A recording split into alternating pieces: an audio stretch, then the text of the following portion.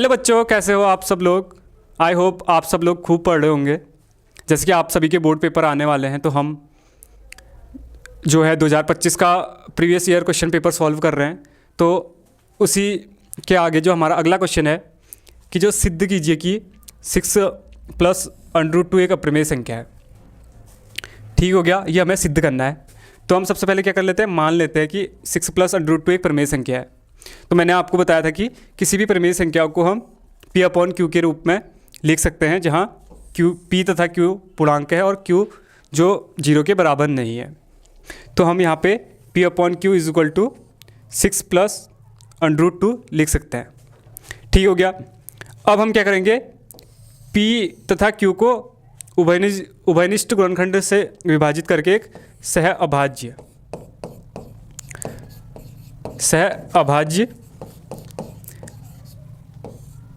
संख्या A और B प्राप्त करेंगे।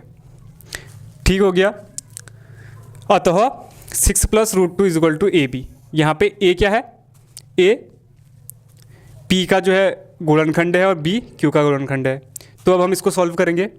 6 से इधर जाएगा तो -6 हो जाएगा, और इसको हम सॉल्व करेंगे तो ये हो जाएगा √2 = AB - 6B/B। ठीक हो गया।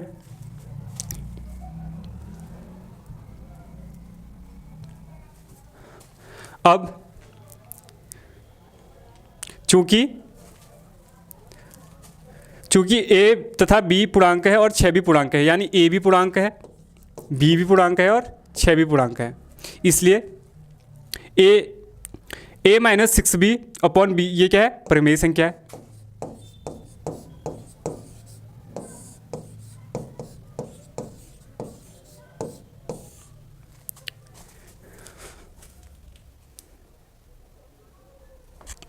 ठीक हो गया। और इसके बराबर में क्या है, √2, और √2 क्या हमारी अपरिमेय संख्या है, अपरिमेय संख्या है। तो अपरिमेय संख्या बराबर प्रमेय संख्या तो हो नहीं सकता है, तो इससे हमें एक विरोधाभासी परिणाम प्राप्त होता है कि √2 एक प्रमेय संख्या है, क्योंकि हमने मान रखा है कि √2 एक प्रमेय संख्या है। तो जैसे कि पता है आपको, √2 अप्रमेय संख्या होती है। अब देखो, ऐसा इसलिए हुआ है क्योंकि हमने गलत कल्पना करी है कि √2 एक प्रमेय संख्या है। ऐसा विरोधाभासी परिणाम हमारी गलत कल्पना से प्राप्त हुआ है कि 6 प्लस √2 एक प्रमेय संख्या है, अतः 6 प्लस √2 एक अप्रमेय संख्या है। ठीक हो गया। अब हम अगले क्वेश्चन पे चलते हैं।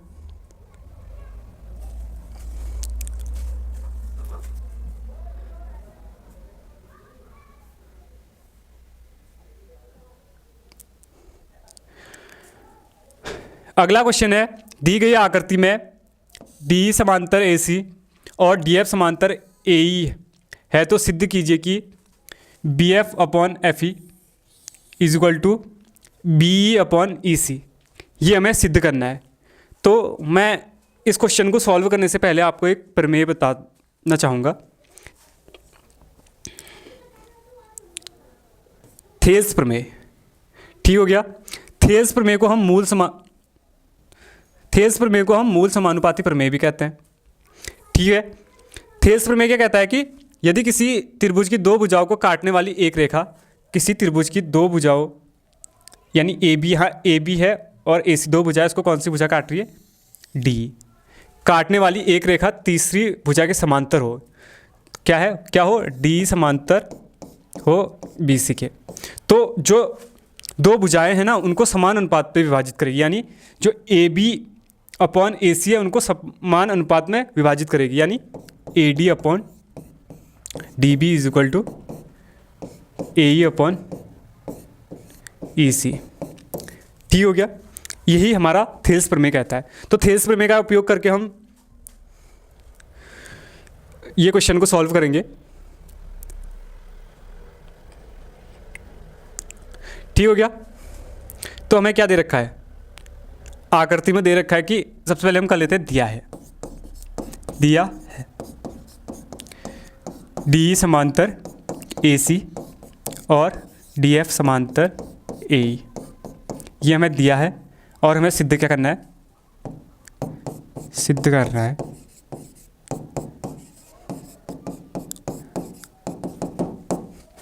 B F upon F E is equal to B E upon E C, ये हमें सिद्ध करना है। ठीक हो गया। तो अब हम क्या करेंगे, पहले त्रिभुज ए बी सी में देख लेते हैं। ठीक है, तो ये हमारी त्रिभुज होगी। तो इसमें क्या है कि जो डी है, जो हमारी डी है वो ए सी के समांतर है। ठीक हो गया, यहाँ पे ए है, ए सी के समांतर है। तो क्या हो जाएगा हमारा A D upon D B is equal to B E upon E C, किससे, थेल्स प्रमेय से। तो A D upon D B is equal to B E upon E C, किससे, थेल्स प्रमेय से, थेल्स प्रमेय से। ठीक हो गया। अब ध्यान से देखो,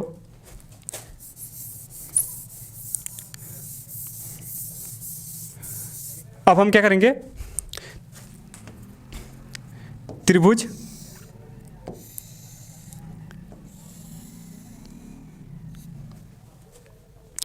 ए बी ई में देखेंगे। ए बी ई में क्या है, जो डी एफ है वो समांतर है ए ई के। ठीक हो गया। तो यहाँ भी क्या हो जाएगा, A D upon D B is equal to B F upon F E, किससे, थेल्स प्रमेय से। ठीक हो गया। तो त्रिभुज ए बी ई में क्या हो जाएगा, A D upon D B is equal to B F upon F E. ठीक हो गया। इसको हम समीकरण 1 मान लेते हैं और इसको हम समीकरण 2 मान लेते हैं। तो ध्यान से दोनों समीकरण को हम देखेंगे कि जो A D upon D B है वो दोनों में बराबर आ रहा है। तो हम क्या कर लेंगे, दोनों समीकरणों की तुलना कर लेंगे। तो दोनों समीकरणों की जब हम तुलना करने हैं, तो तुलना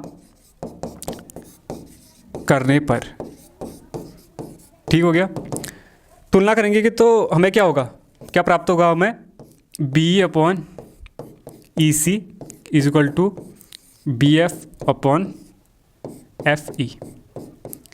ठीक हो गया। और यही हमें क्या करना था, सिद्ध करना था। ठीक हो गया। तो हम लिख देंगे इति सिद्धम।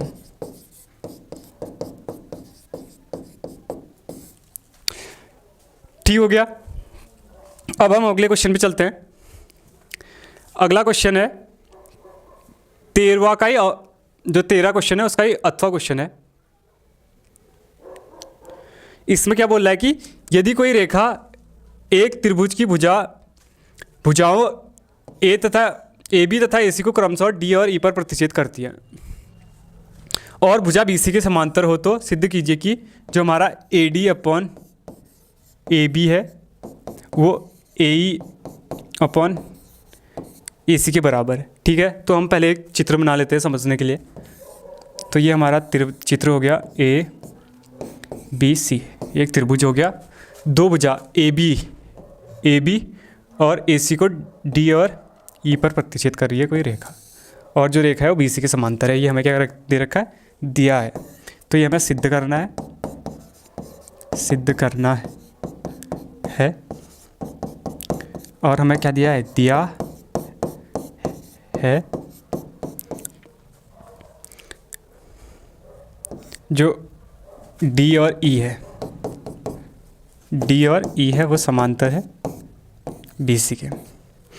तो हम इसका भी यहाँ भी थेल्स प्रमेय का यूज़ करेंगे। तो हम पहले इस त्रिभुज में देख लेंगे, त्रिभुज ए बी सी में थेल्स प्रमेय से,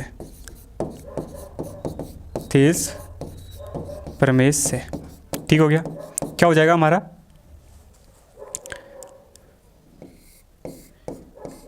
ए D upon T B is equal to A E upon E C. ठीक हो गया।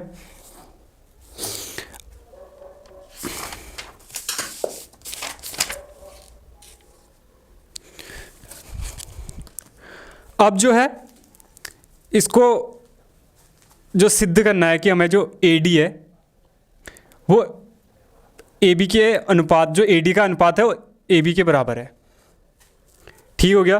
तो हम इसके लिए कुछ स्टेप फॉलो करेंगे, तो आप स्टेप देख लेना। जैसे पहले हम क्या करेंगे, इसका व्युत्क्रम ले लेंगे। तो व्युत्क्रम लेने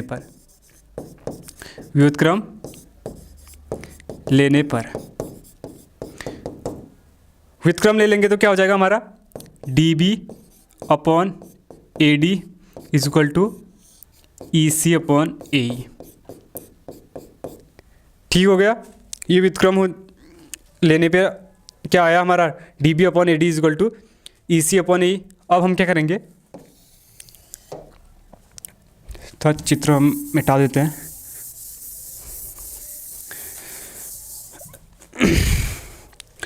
अब क्या करेंगे, हम दोनों पक्षों में एक जोड़ने पर, ध्यान से आप स्टेप देख लीजिए, dB upon AD plus 1 is equal to EC upon AE plus 1। अब हमने क्या कर लिया, दोनों पक्षों में एक जोड़ लिया। तो अब हम इसको सॉल्व करेंगे तो क्या हो जाएगा, dB plus AD upon AD is equal to EC plus AE is equal to AE। ठीक हो गया। तो हम समझने के लिए इधर चित्र बना देते हैं, ABC, यहाँ पे D, यहाँ पे E। ठीक हो गया। अब ध्यान से देखिए, जो dB है और AD है, यानी जो dB है और AD है, वो कौन सी भुजा है हमारी, AB है। तो हम यहाँ पे AB लिख सकते हैं और नीचे AD हो गया इज इक्वल टू। अब ऐसे ही EC और AE को हम क्या लिख सकते हैं, AC भुजा लिख सकते हैं। तो AC अपॉन AE हो गया। ठीक हो गया। तो अब हम क्या करेंगे, इसका वापस से व्युत्क्रम कर लेंगे। पुनः व्युत्क्रम लेने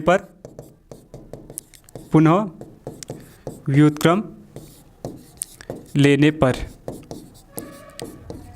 ठीक हो गया। तो क्या हो जाएगा हमारा, AD upon AB is equal to AE upon AC। AD upon AB is equal to AE upon AC। तो हमने ये प्रूफ कर दिया है। ठीक हो गया। आप ध्यान से सारे स्टेप देख लीजिए, उसके बाद एक बार खुद से कोशिश करने की कोशिश कीजिए। अगर कोई भी आपको डाउट होगा तो आप कमेंट सेक्शन पे अपने डाउट पूछ सकते हैं कि हमें ये डाउट है करके। अब हम अगला क्वेश्चन पे जाएंगे।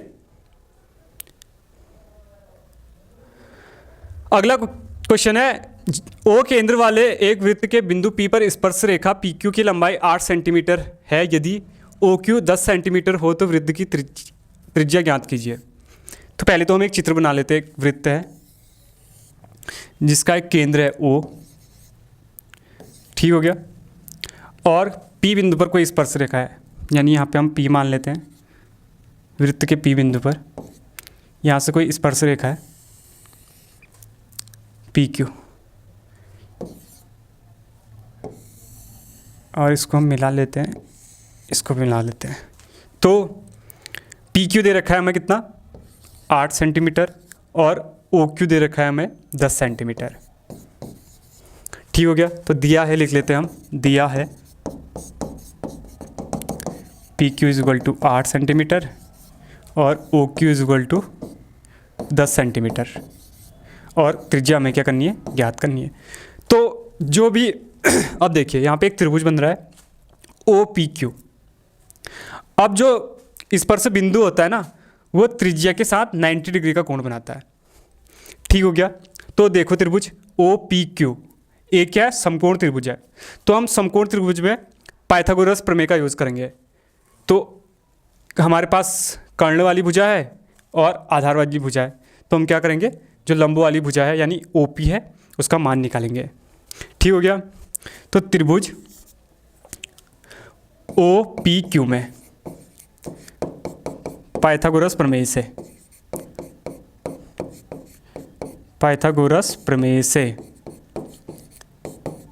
ठीक हो गया, कर्ण का स्क्वायर इज इक्वल टू लंब का स्क्वायर प्लस आधार का स्क्वायर। ठीक हो गया। अब कर्ण क्या है हमारा, ओ क्यू है, ओ क्यू का स्क्वायर इक्वल टू लंब क्या है हमारा, ओ पी है, और ओ पी हमारी त्रिज्या भी है, प्लस पी क्यू हमारी आधार हो गई। अब हमें ओ पी का मान निकालना है, तो ओ पी को हम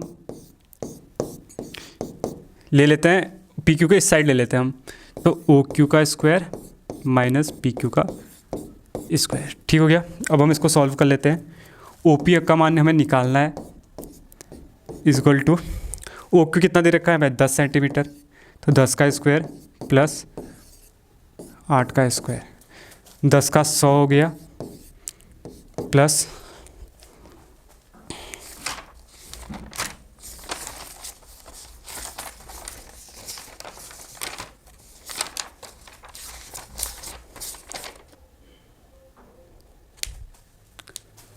ये माइनस है,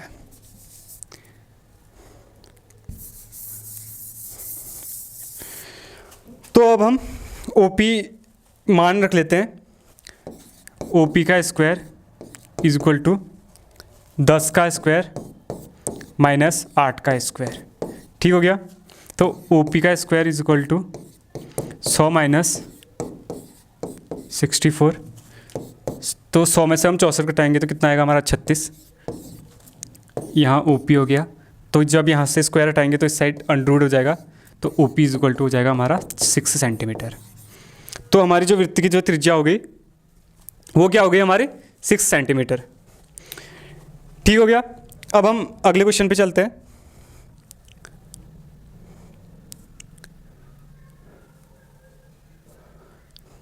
अगला क्वेश्चन है, निम्नलिखित आंकड़ों का माध्यक ज्ञात कीजिए। हमें एक जो है बॉक्स दे रखा है जिसमें हमारे आंकड़े हैं और इनका हमें क्या करना है, माध्यक निकालना है। तो माध्यक का जो सूत्र होता है, माध्यक is equal to L plus N by two minus C F upon F into H. ये हमारा माध्यक का सूत्र होता है, जहाँ पे जो एल होता है वो जो माध्यक वर्ग होता है उसकी निम्न सीमा होती है। ठीक हो गया। और n बाई टू, एन यहाँ पे कुल जो भी बारंबारता आएंगी उसका कुल योग होता है n, और सी एफ हमारी संचयी बारंबारता होगी, एफ होगी हमारी माध्यक वर्ग की आवर्ती, और एच होगी हमारी जो भी गैप है हमारा माध्यक वर्ग, यानी उच्च सीमा माइनस निम्न सीमा, जो भी हमारा माध्यक वर्ग है। तो हम माध्यक निकालने से पहले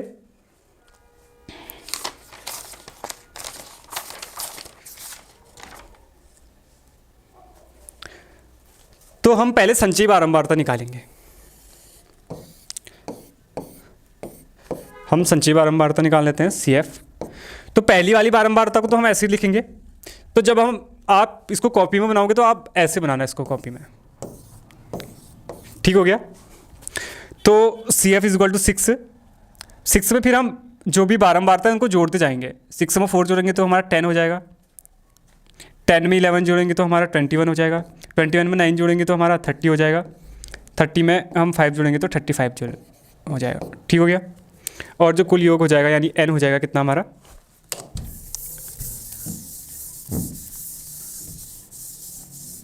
जो कुल योग हो जाएगा हमारा n इज इक्वल टू 35 हो जाएगा।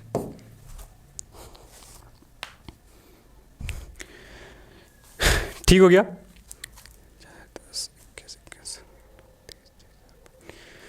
अब हम क्या करेंगे, माध्यक का जो है अब हम माध्यक वर्ग देखेंगे।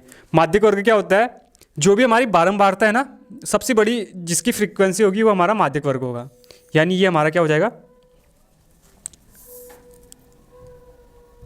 ये हमारा क्या हो जाएगा, माध्यक वर्ग हो जाएगा, माध्यक वर्ग। ठीक हो गया। तो अब हम सूत्र में लिख लेते हैं एल। एल होती है हमारी माध्यक वर्ग की निम्न सीमा। तो कितनी है, 5 प्लस n बाई टू कुल योग 35/2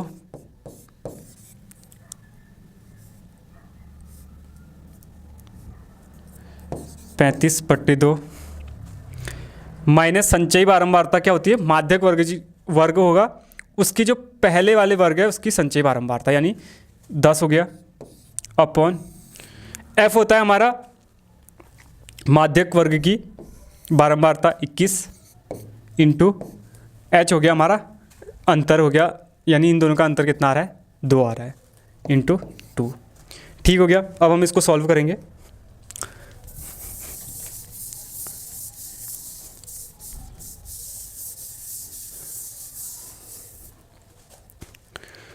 तो इसको सॉल्व कर लेते हैं हम आगे। तो माध्यक इज इक्वल टू 5 प्लस 17, 2 को हम 35 काटेंगे तो 17.5 आ जाएगा, माइनस 10 अपॉन 21 इंटू 2। ठीक हो गया। तो 5 प्लस ये हो जाएगा हमारा 7/7 माइनस 5, क्योंकि 17.5 में से हम 10 कटाएंगे तो कितना आएगा, 7.5 गुणा 2/21 हो गया। ठीक हो गया।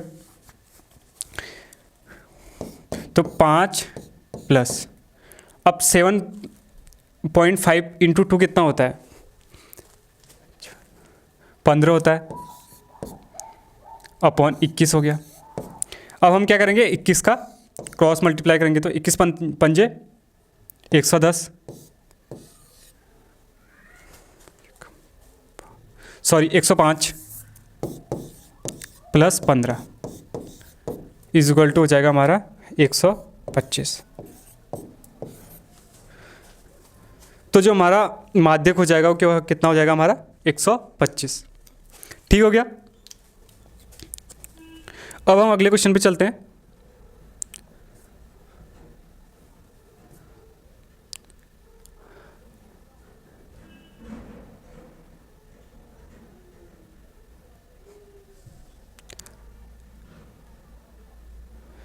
अगला क्वेश्चन है, एक थैले में 4 लाल गेंदें और 6 काली गेंदें हैं। तो इस थैले में एक गेंद यादृच्छा निकाली जाती है। इसकी प्रायिकता क्या है कि गेंद जो है वो लाल है। ठीक हो गया। तो हमें कुल गेंदें कितनी है, थैली में जो कुल गेंदें हैं वो 4 लाल हो गई प्लस 10 काली हो, सॉरी 6 काली हो गई, 6 काली हो गई। तो कितनी हो गई टोटल, 10 गेंदें। ठीक हो गया। अब देखो, अब हमें क्या करना है, लाल गेंद निकालने की प्रायिकता ज्ञात करनी है। तो लाल गेंद निकालने की प्रायिकता क्या हो जाएगी, निकालने की प्रायिकता। अब देखो लाल गेंद कितनी है हमारे पास, 4 हैं और कुल गेंद 10 है, यानी जो 4 जो लाल गेंदें आएंगी वो कुल गेंदें 10 में से आएंगी। तो कितना हो गया, 4/10। अब इसको हम सॉल्व कर लेते हैं, 2/5, यानी जो हमारी लाल गेंद निकालने की जो प्रायिकता हो जाएगी वो कितनी हो जाएगी, 2/5। ठीक हो गया।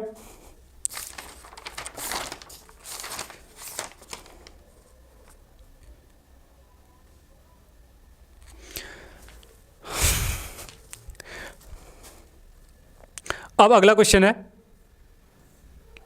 इसी का अथवा वाला कि 52 पत्तों की जो गड्डी है उसको हम अच्छी प्रकार फेंट लेते हैं, यानी 52 पत्तों की अच्छी प्रकार से फेंटी गई एक गड्डी में से एक पत्ता निकाला जाता है। ठीक हो गया। यानी एक अच्छी से फेंटी हुई ताश की गड्डी है, उसमें से एक पत्ता हम निकाल रहे हैं। तो वो पत्ता हुकुम का है या हुकुम का नहीं है, यानी हुकुम का पत्ता प्राप्त करने तथा हुकुम का पत्ता प्राप्त नहीं करने की प्रायिकता पूछ रहा है। यानी हम 52 ताश की गड्डियों में से एक पत्ता निकाल रहे हैं। ठीक हो गया। अब हमें बताना है कि वो पत्ता हुकुम का है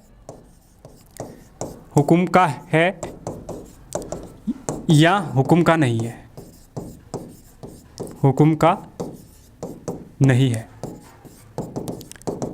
ठीक हो गया। तो हम पहले सॉल्व करने से पहले एक बार जो गड्डी होती है ताश की उसको देख लेते हैं एक बार। ठीक हो गया। ये आपको आगे के क्वेश्चन में भी मदद करेगी कि जो ताश की गड्डी होती है उसमें कुल पत्ते कितने होते हैं हमारे, 52 होते हैं, जिसमें 26 जो होते हैं लाल रंग के होते हैं और जो 26 पत्ते होते हैं वो काले रंग होते हैं। यानी जो हमारे 26 पत्ते होते हैं वो लाल रंग के होते हैं और 26 पत्ते हमारे काले रंग के होते हैं।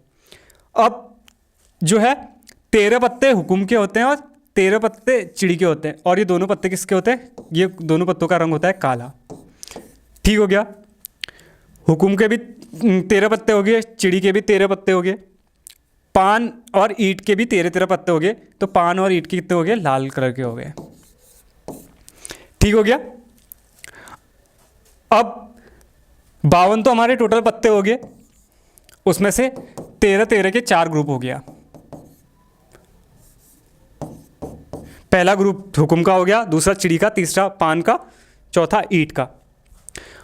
और जो हो गया इसमें से जो 26 हो गए वो काले हो गए, 26 लाल हो गए। ठीक हो गया। अब देखो आगे देखो, जो फेस कार्ड होते हैं, फेस कार्ड हम उन्हें कहते हैं, एक बादशाह को कहते हैं, एक बेगम को कहते हैं, गुलाम को कहते हैं। गुलाम यानी जोकर। तो ये जो पत्ते होते हैं इनको हम फेस कार्ड कहते हैं। तो पूरी जो ताश की गड्डी होती है उसमें तो टोटल कितने फेस कार्ड होते हैं, 12 होते हैं। यानी 4 बादशाह हो गए, 4 बेगम हो गए, 4 गुलाम हो गए। 4 बादशाह यानी एक बादशाह किसका हो गया, हुकुम का हो गया, हुकुम का। एक किसका हो गया हमारा, चिड़ी का, एक पान का, एक ईंट का। ऐसी 4 बेगम भी होगी हमारी, हुकुम की, चिड़ी की, पान की और ईंट की। ऐसी 4 गुलाम भी हो गए। ठीक हो गया। तो ये होते हैं फेस कार्ड। यानी एक ग्रुप में कितने फेस कार्ड होते हैं हमारे, 3 फेस कार्ड होते हैं। यानी अगर हम हुकुम का ग्रुप ले ले तो 13 पत्ते में से 3 पत्ते जो होंगे हमारे फेस कार्ड होंगे। ठीक हो गया। अब जो होते हैं उसमें इक्के कितने होते हैं, 4 इक्के होते हैं। ठीक हो गया। 4 इक्के होते हैं तो पहला एक इक्का किसका होगा, हुकुम का, एक इक्का चिड़ी का, एक इक्का पान का और एक इक्का ईंट का। तो हमारे पास कितने होते हैं, 4 इक्के होते हैं। अब 13 पत्ते कौन कौन से होते हैं हमारे, एक इक्का हो गया, उसके बाद 2 3 4 5 6 7 8 9 के बाद क्वीन, किंग और जोकर। ये हमारे 13 पत्ते हो गए। ठीक हो गया। ये हमारा इक्का हो गया, ये हमारे नंबर वाले हो गए, और जो क्वीन, बेगम और जोकर हो गया वो हमारा फेस कार्ड हो गया। ठीक हो गया। अब हम इसको देख लेते हैं।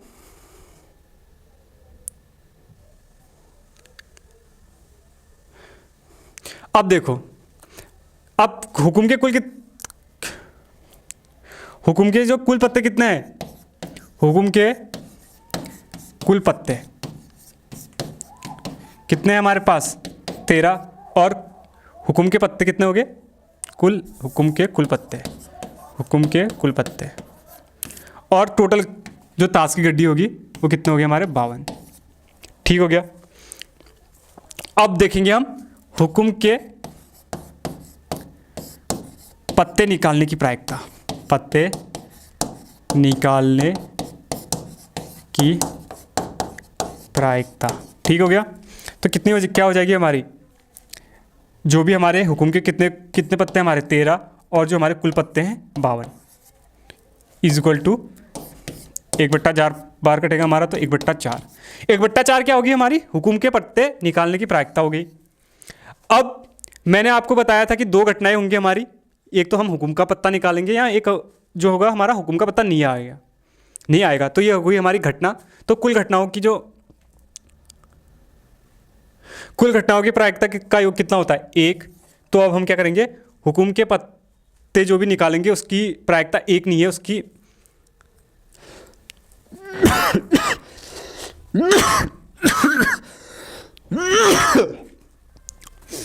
तो अब हम क्या करेंगे कि पत्ता हुकुम का नहीं है उसकी प्रायिकता निकालेंगे।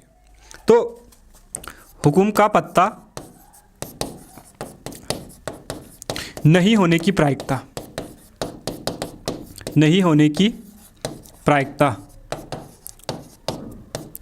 कितनी हो जाएगी हमारी, हुकुम का पत्ता की प्रायिकता कितनी है हमारी, 1/4, तो 1 माइनस 1/4 कितना हो जाएगा हमारा 3/4। यानी अगर हम हुक्म के पत्ते की नहीं आने की प्रायिकता देखेंगे तो 3/4 हो गया, और हुक्म के पत्ते आने की प्रायिकता देखेंगे तो कितना हो गया 1/4। आई होप आपको ये प्रायिकता से जो भी डाउट होंगे वो सारे सॉल्व हो गए होंगे ताश की गड्डियों से। अगर फिर भी आपको कोई डाउट रहता है तो आप कमेंट सेक्शन में अपना जो भी डाउट है उसको पूछ सकते हो। अब हम अगला क्वेश्चन पे चलते हैं। अगला क्वेश्चन है हमारा, कुलदीप 10,000 निकालने के लिए एक बैंक गया। उसने खजांची यानी जो भी कैशियर होता है उससे 200 तथा 500 के नोट देने के लिए कहा। ठीक हो गया। कुलदीप ने कुल कितने नोट प्राप्त किए? 26 नोट प्राप्त किए। तो हमें ज्ञात करने की उसमें से 200 के कितने नोट हैं और 500 के कितने नोट हैं। ठीक हो गया। तो हम सॉल्व करने से पहले क्या कर लेते हैं, माना 200 के note is equal to x. जो 200 का नोट है उसको एक्स मान लेते हैं और 500 के नोट को क्या मान लेते हैं, वाई मान लेते हैं। और हमें दे रखा है कि कुल नोट कितने हैं हमारे पास, कुल 26 नोट हैं। तो x plus y is equal to 26, इसको हम समीकरण 1 मान लेते हैं। ठीक हो गया। अब देखो उसने कितना निकाला, हमारा 10,000 निकाला, तो हमारी कुल राशि कितनी होगी 10, और उसमें से 200 x क्या हो गया 200 के नोट हो गए प्लस 500 y, ये 500 के नोट हो गए, और जो कुल राशि कितनी है 10,000 है। तो इसको हम समीकरण 2 मान लेंगे। ठीक हो गया। बेसिकली क्या है कि हमारे पास कुल नोट कितने थे, हमारे पास 26 थे, तो 200 के नोट यानी x plus y equal to 26 हो गया।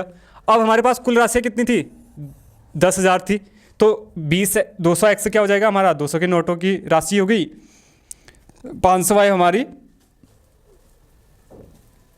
जो होगी 500 के नोटों की राशि हो गई।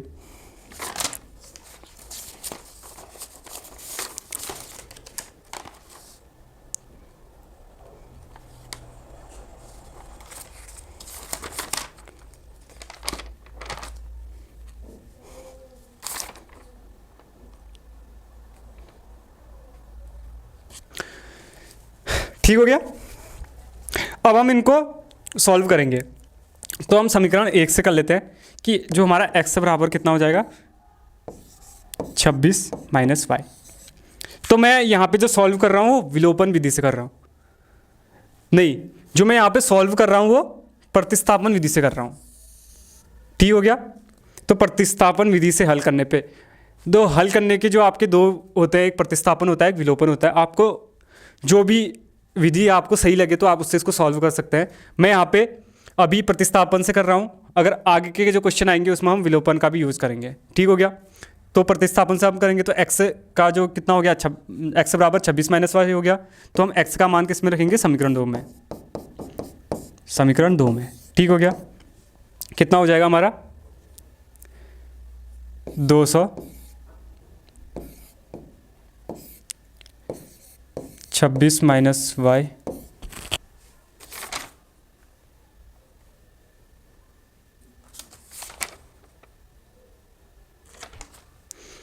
ठीक है। अब इसको हम देखो, इसको हम क्या कर लेते हैं, शॉर्ट कर लेते हैं।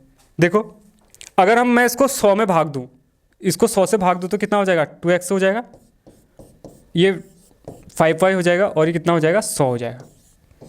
तो इसको हम मान लेते हैं समीकरण 2। ठीक हो गया। अब हम x का मान समीकरण 2 में रखेंगे तो 2 26 minus y plus 5y is equal to 100। ये यहाँ पे आपको मिक्स नहीं होना है। ठीक हो गया। तो अब हम सॉल्व करेंगे। 26 दूना कितना होता है 52 होता है, 52 minus 2y plus 5y is equal to 100। 52 minus 5y में से 2y माइनस 2y घटाएंगे तो कितना आएगा 3y इज इक्वल टू 100। ठीक हो गया। अब हम 3y को इस साइड लेंगे और 100 को इस साइड ले जाएंगे तो कितना हो जाएगा ये प्लस हो जाएगा तो 100, एक सेकेंड,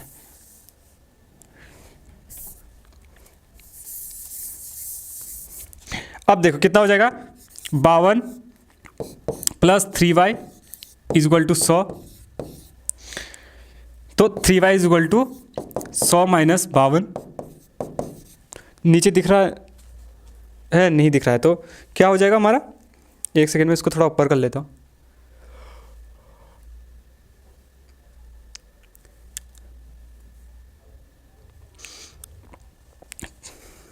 ठीक हो गया,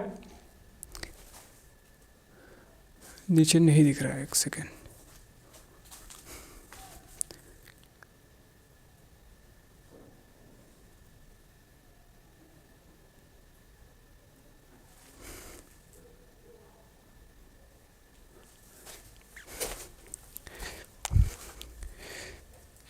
three y is equal to 100 minus 52 हो गया, तो 100 में से हम 52 घटाएंगे तो 39 आएगा, तो कितना हो जाएगा, 3y बराबर, आप ध्यान से देखिए 38, y इज इक्वल टू 16, तो y का मान कितना हो गया हमारे पास 16, y का मान कितना हो गया 16,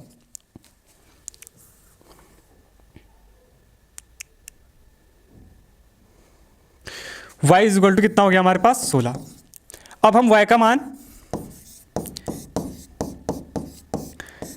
समीकरण 1 में रख लेते हैं, समीकरण 1 में रखने पर पहली समीकरण क्या थी हमारे पास, x plus y is equal to 26, ये समीकरण 1 थी, दूसरी थी हमारे पास 2x plus 5y is equal to 100, ये हमारी दूसरी समीकरण थी, ठीक हो गया, तो रखेंगे तो क्या हो गया, x plus 16 is equal to 26, तो x is equal to 26 minus 10, तो x इज इक्वल टू 10। अब देखो x इज इक्वल टू कितना हो गया 10 और y इज इक्वल टू 16। अब हमने क्या माना था कि 200 के नोट x है, तो कितने हो गए 200 के नोट, 200 के नोटों की जो संख्या होगी वो x मानी थी, तो कितने हो गए 10 नोट हमारे 200 के हो गए और 16 नोट हमारे 500 के हो गए, ठीक हो गया। अतः 200 के नोटों की संख्या या 200 के नोट इज इक्वल टू 10, 200 के नोट और 500 के नोट इज इक्वल टू 16। अब देखो आपको अपना मान जो भी x और y का मान आया है, अगर उसको आपको चेक करना है कि आपका मान सही आया नहीं आया, तो आप एक बार कोई भी एक समीकरण में उसका मान रख के देख सकते हैं। जैसे मैं यहाँ पे x की जगह 10 रखूँ प्लस y की जगह 16 रखूँ, तो 10 और 6 26 और यहाँ भी 26 है, ठीक हो गया। एग्ज़ाम में भी आप ऐसे ही अपना क्वेश्चन जो भी है x और y का मान है उसमें जो भी समीकरण हो गया उसमें अपना मान रख के देख सकते हैं कि आपका उत्तर सही है नहीं है, क्रॉस जो भी है चेक करने के लिए, ठीक हो गया। अब हम देख लेते हैं अगला क्वेश्चन। लिखित रैखिक समीकरण युग्म को ग्राफ द्वारा हल कीजिए। तो हमें दो समीकरण दे रखे हैं, इनको हमें ग्राफ द्वारा हल करना है। तो हम ग्राफ द्वारा हल करने से पहले जो हमारे समीकरण है इसको हम समीकरण 1 मान लेते हैं और इसको हम समीकरण दूसरा मान लेते हैं, ठीक हो गया। अब हम क्या करते हैं, जो भी समीकरण है हमारे इनको ग्राफ में निरूपण करने के लिए हम दो बिंदु लेते हैं, ठीक हो गया। अगर हम समीकरण 1 के लिए देखें, समीकरण 1 के लिए, ठीक हो गया। समीकरण पहला है हमारा 2x minus y plus 1 is equal to 0। अब देखो अगर हम x बराबर 0 रखेंगे तो minus y plus 1 is equal to 0, y बराबर 1, ठीक हो गया। तो x बराबर 0 रखने पर y बराबर 1 आ रहा है, किसके लिए, समीकरण 1 के लिए। ये पहला बिंदु हो गया हमारे पास 0,1, ठीक हो गया। तो ग्राफ में जब भी हम ऐसे बिंदु ज्ञात करते हैं तो हम सबसे पहले हमें आप या तो x बराबर 0 रखिए या y बराबर 0 रखिए। ये आप ग्राफ में हल करने के लिए ये मान रख सकते हैं। ठीक हो गया। लेकिन ध्यान ये रखना है कि x बराबर 0 या y बराबर 0 रखने पर जो भी आपके x और y के मान आ रहे हैं ये बट्टे में नहीं आने चाहिए, क्योंकि ग्राफ में आपको निरूपण करने के लिए जो भी बट्टों का मान आएगा उनमें आपको दिक्कत आएगी। तो अब हम एक बिंदु और निकालते हैं समीकरण 1 के लिए। तो दूसरा बिंदु निकालने के लिए हम देखते हैं, अगर हम y बराबर 0 रखेंगे तो ये तो 0 हो गया, 2x + 1 = 0, तो 2x बराबर 1, x बराबर 1/2 आएगा। यानी हमें बट्टे वालों मानों से बचना है। तो हम y बराबर कुछ और संख्या रखेंगे। जैसे मैं यहाँ पे y बराबर 3 रख देता हूँ। ठीक हो गया। y बराबर 3 रखने पर, तो y बराबर 3 रखा तो मैंने 2x - 3 + 1 = 0, 2x - 2 = 0, 2x बराबर 2 और x बराबर 1। यानी जब मैं y बराबर 2 रखता हूँ, जब मैं y बराबर 3 रखता हूँ तो x बराबर कितना होता है? 1 होता है। किसके लिए? समीकरण 1 के लिए। तो दूसरा बिंदु हमारे पास क्या हो गया? 1, 3। ये तो हो गया हमारी समीकरण 1 के लिए।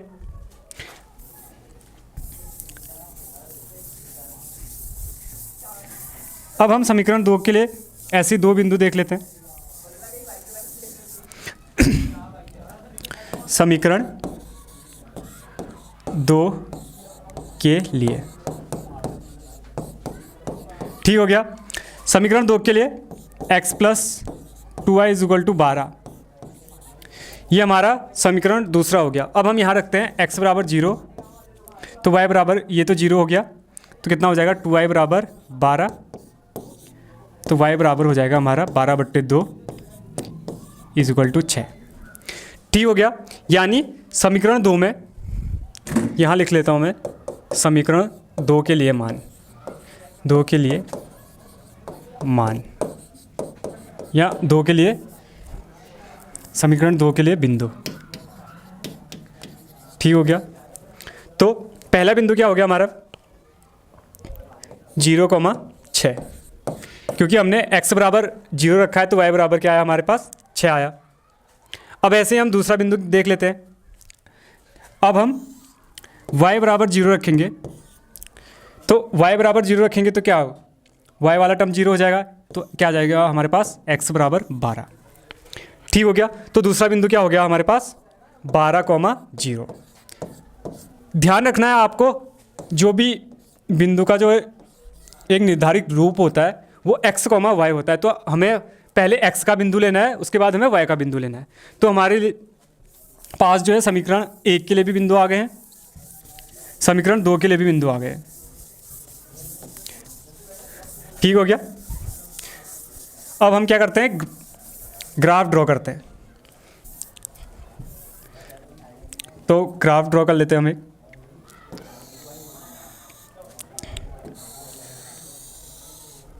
ठीक हो गया। ये हमारी x वाली रेखा हो गई, ये y वाली हो गई। यहाँ हमारी -x हो गया, ये -y हो गया, और ये मूल बिंदु हो गया जिसके निर्देशांक होते हैं 0,0। ठीक हो गया। अब हमें बिंदु देखने हैं। समीकरण 1 के लिए क्या है हमारे पास बिंदु? एक सेकेंड। समीकरण 1 के लिए हमारे पास पहला बिंदु क्या है? 0,1, और यहाँ 1,3 है। तो हम एक ऐसा ग्राफ बनाते हैं जिसमें जो हमारे मान है वो आसानी से निरूपण हो सके इनका। तो हम जो भी इकाई लेते हैं, जैसे मैं यहाँ ले लेता हूँ 3, 6, 9 और 12। ठीक हो गया। ऐसे ऊपर को भी ले लेता हूँ मैं 3, 6, 9, 12। ठीक हो गया। अब हम समीकरण 1 के लिए रेखा ड्रॉ करेंगे। तो 0, जब x बराबर 0 है तो y का मान 1 है, तो हम इधर पे एक बिंदु ड्रॉ करते हैं 0,1। ठीक हो गया। दूसरा बिंदु है जब x का मान 3 है जब x का मान 1 है तो y बराबर 3 है हमारा। तो x का मान जब 1 है यानी हम इधर पे 1 मान लेते हैं, y बराबर 3 है। तो ऐसा कुछ बन रहा है। ये हमारा दूसरा बिंदु हो गया 1,3। ठीक हो गया। ये हो गया हमारा समीकरण 1 से जाने वाली रेखा। ठीक हो गया। यहाँ लिख लेते हैं हम समीकरण 1 को, 2x minus y plus 1 equal to 0। अब हम समीकरण 2 से जाने वाली रेखा ड्रॉ करते हैं। समीकरण 2 के लिए निर्देशांक जब x बराबर 0 है तो y का मान 6 है। यानी तो जब x बराबर 0 है यानी x की लाइन में 0 है तो y बराबर 6 हो गया। ये पहला हो गया 0,6। ठीक हो गया। दूसरा बिंदु है जब x बराबर 12 है तो y का मान 0 है। तो x बराबर 12 तो y वाली लाइन पे 0 है। तो दूसरा बिंदु हो गया हमारे पास 12,0। तो ये लाइन हम ड्रॉ कर लेते हैं वापस से। ठीक हो गया। ये होगी हमारी कौन सी line, x plus 2y equal to 12। अब जहाँ पे भी ये बिंदु एक दूसरे, जो भी रेखा है जिस बिंदु पे ये काटेंगे वही इस समीकरण युग्म का क्या होगा, हल होगा। ठीक हो गया। तो यहाँ पे देख लेते हैं हम कहाँ काट रहा है। तो इसमें जो भी हमारी अभी है, इसको हमने रफ में बनाया है तो इसमें अभी दिक्कत आएगी, क्योंकि जो भी हमारा मान है ये देख सकते हैं आप, ऐसा कुछ आ रहा है। तो जब एग्ज़ाम में आप जाओगे तो इसको आप ग्राफ में करोगे, तो ग्राफ में जो होता है उसमें हमें प्रॉपर बॉक्स मिले रहते हैं। तो वहाँ जो भी दो रेखा काटेगी आपको एक बिंदु मिल जाएगा। ठीक हो गया। अब हम इस बिंदु का मान निकालने के लिए हम इन समीकरण युग्म को हल कर लेते हैं। जैसे देखो, मैं इसमें 2 का गुणा कर देता हूँ, ये 2x हो जाएगा। मैं समीकरण 1 में 2 से गुणा कर देता हूँ, क्या हो जाएगा 4x माइनस 2y प्लस 2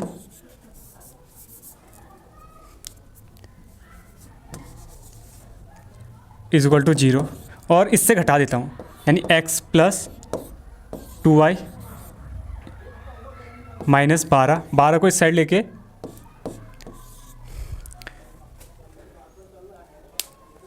इनको जोड़ देता हूँ। ठीक हो गया।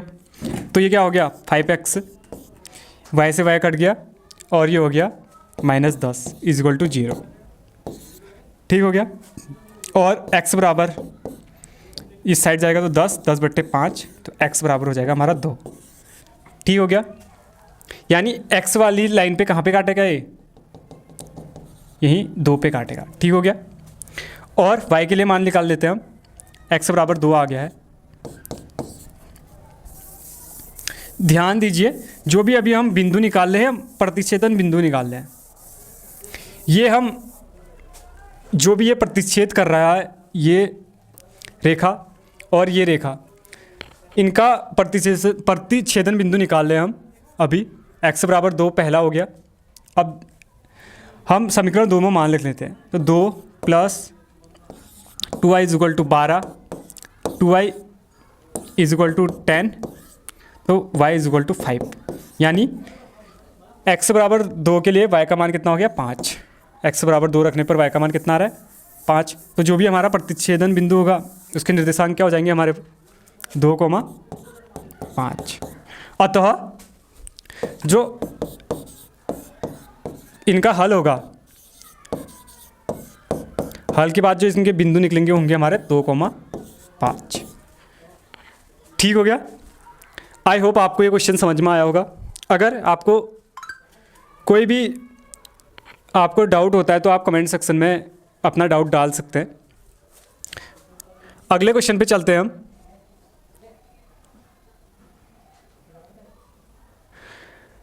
अगला क्वेश्चन है, एक समकोण त्रिभुज की ऊंचाई इसके आधार से 7 सेंटीमीटर कम है। यदि कर्ण 13 सेंटीमीटर का हो तो अन्य 2 भुजाएं ज्ञात कीजिए। तो हमें क्या दे रखा है, ऊंचाई आधार से 7 कम है। तो हम मान लेते हैं, माना आधार इज इक्वल टू x, क्योंकि वो क्या बोल रहा है, ऊंचाई आधार से 7 सेंटीमीटर कम है, तो ऊंचाई क्या होगी हमारी, ऊंचाई आधार से 7 कम है, तो ये x सेंटीमीटर हो गया, तो x माइनस 7 सेंटीमीटर हो जाएगा। अब देखो कर्ण दे रखी है, उसने दिया है कर्ण बराबर 13 सेंटीमीटर। अब आधार, ऊंचाई और कर्ण, तो हम क्या करेंगे, पाइथागोरस प्रमेय लगाएंगे।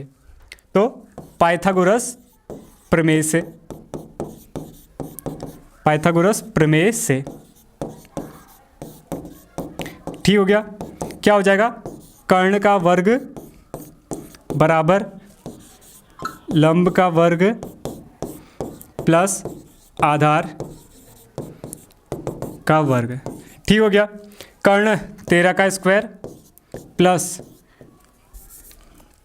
एक सेकेंड, 13 का square is equal to x square plus x minus 7 का स्क्वायर। ठीक हो गया। अब x माइनस 7 को हम सॉल्व करेंगे। आपने एक सूत्र पढ़ा होगा a माइनस बी का होल स्क्वायर। तो a माइनस बी का होल स्क्वायर क्या होता है, a square plus b square minus 2ab। तो हम यहाँ इसको इस फॉर्म में तोड़ देंगे। ठीक हो गया। तो मैं इसको इधर सॉल्व कर लेता हूँ। तो 13 का square is equal to x square plus x square plus 7 का स्क्वायर प्लस माइनस 2 गुणा एक्स गुणा माइनस 2 गुणा 7। ठीक हो गया। क्योंकि 2ab है ना, तो 13 का स्क्वायर होता है 169 is equal to 2x square plus 49 minus 14x। ठीक हो गया। अब हम इसको सॉल्व करेंगे। 2x square minus 14x minus 169 plus 49 is equal to 0। तो two x square minus 14x minus ये हो जाएगा हमारा 0 120 इज इक्वल टू 0। अब हम 2 से भाग देंगे तो एक्स स्क्वायर माइनस 7x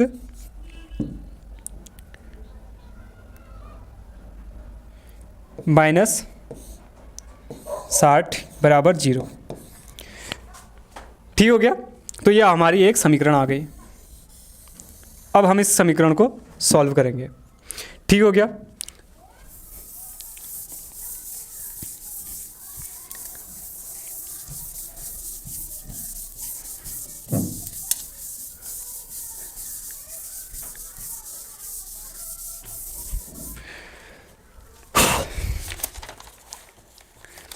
तो समीकरण क्या आ गया हमारे पास, X square minus 7x minus 60 is equal to 0। अब हम क्या करेंगे, इसको गुणनखंड विधि से हल करेंगे। तो मैंने आपको पिछली वीडियो में बताया था कि c को तोड़ के हमें b निकालना होता है, और c का चिन्ह बताता है हमें कि हमें जोड़ के निकालना है या घटा के निकालना है। तो यहाँ पे c माइनस है, तो हमें 60 के ऐसे गुणनखंड चाहिए जिन्हें घटा के 7 आ जाए। ठीक हो गया। तो 12 पंचे 60। ठीक हो गया। अब 12 में से 5 घटाएंगे तो कितना आ जाएगा हमारे पास, 7 आ जाएगा। तो हम यहाँ लिख लेते हैं एक्स स्क्वायर माइनस ब्रैकेट करेंगे 12x प्लस, सॉरी माइनस का, क्योंकि हमें घटा के निकालना है ना,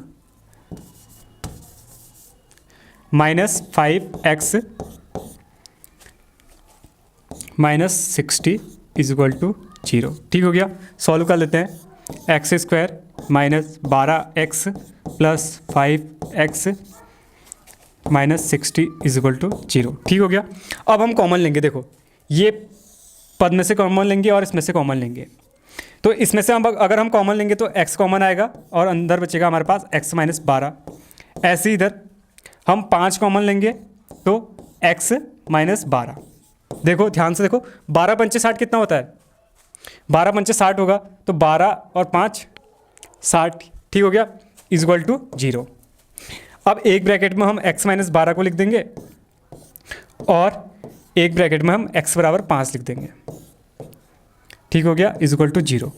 अब हम क्या करेंगे, जो हमारे पास ये दोनों मान आए हैं इनकी बराबर से तुलना करेंगे 0 से। अगर हम x माइनस 12 की तुलना करेंगे तो यहाँ से हमारा x का मान क्या आ जाएगा? 12, और x प्लस 5 की तुलना करेंगे तो कितना आ जाएगा? x बराबर माइनस 5। अब देखो हमारी जो भी आधार हमने आधार मान रखा था x से, तो हमारा आधार जो है माइनस में नहीं आ सकता, तो ये ऋणात्मक मान को हम नहीं लेंगे, ठीक हो गया। तो हमारा x का मान कितना हो गया? 12। अब हम x का मान रख के इस समीकरण में y का मान निकालेंगे।